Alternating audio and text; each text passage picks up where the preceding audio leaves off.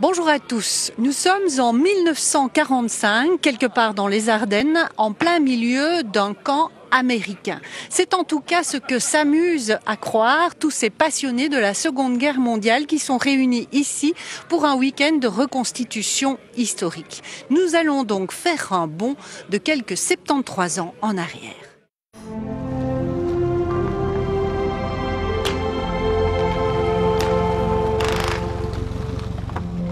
L'objectif de tous ces hommes est de coller le plus possible à la réalité historique. Nous ne sommes pas sur le terrain de motocross de Nîmes, non. Nous sommes quelque part dans les Ardennes, en plein milieu d'un combat entre Américains et Allemands. Et même si quelques détails dans le décor sont bel et bien de 2018, tous les acteurs du jour, eux, se croient en 1945. Cet événement est organisé par l'ASBL 82e Airborne de Viroinval.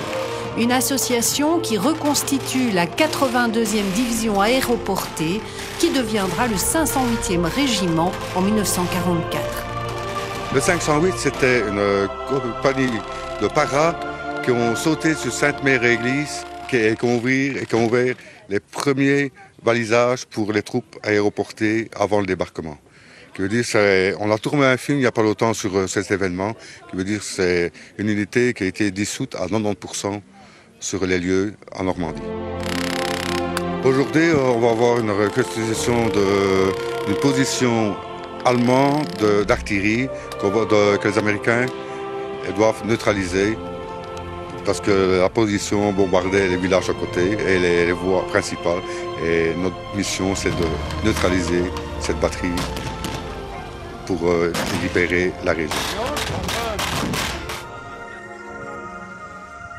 Ça, c'est l'uniforme que portait le correspondant de guerre Philippe Bucknell le 6 juin 1944 quand il a sauté sur la Normandie. Malheureusement, il s'est cassé la jambe ce jour-là en atterrissant, ce qui fait qu'il n'a pas su continuer la campagne de Normandie. Donc vous jouez vraiment un rôle précis, vous vous êtes informé sur la vie du personnage. Sur la vie, sur son uniforme, sur ses insignes. Oui, on cherche un maximum à correspondre à quelqu'un. Alors comme j'ai passé 60 ans, jouer aux petits soldats de 20 ans, c'est plus du tout mon âge. Et les correspondants de guerre comme Ernie Pyle ou Hemingway, ils avaient déjà passé l'âge de combattre, donc c'est plus dans mes cordes. Donc ceci, c'est une caméra de 1940, une belle à Noël, avec laquelle les caméramens de l'armée américaine filmaient les combats. Vous avez trouvé ça où? À faire des recherches sur Internet, sur eBay, etc. Et celle-ci, j'ai acheté un Américain qui habitait à Cincinnati. Et elle fonctionne toujours? Elle fonctionne toujours, oui, tout à fait. C'est une passion un petit peu particulière, non? Oui, comme moi je dis parfois personnellement, moi j'avais commencé avec des maquettes quand j'étais petit, puis un jour je me suis dit je vais passer à l'échelle réelle. Et donc c'est une occasion un peu de revivre ce qu'on imaginait étant enfant au travers des films, et puis maintenant dans le réel, en sachant qu'on rentrera sain et sauf le dimanche soir. Il y a un intérêt pour l'histoire aussi, vous essayez d'être fidèle. À la base, c'est le devoir de mémoire. Maintenant, au début, les collectionneurs, ils avaient un véhicule parce que j'aimais bien le véhicule. Voilà.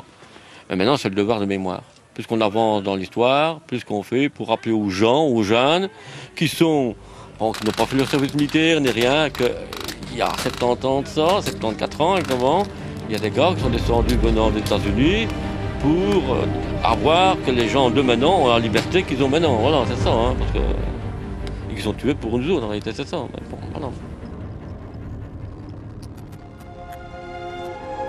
Moi, je viens de Louvain et nous sommes un groupe éclaireur à bicyclette. Et on faisait une reconstitution d'une bataille qui n'est jamais passée ici.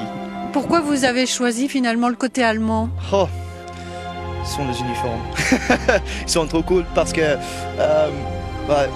sans sympathie Bosch, mon grand-père a été dans la résistance. J'ai perdu un peu de famille pendant la guerre, j'ai pas de sympathie allemande.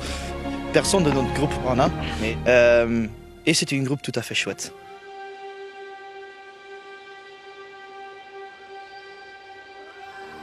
Est-ce que vous jouez un rôle ou vous êtes aussi médecin dans la vraie vie? Non, je suis pas du tout médecin dans la vraie vie. Par contre, dans l'équipe, il y a des urgentistes, il y a des pompiers, des infirmières.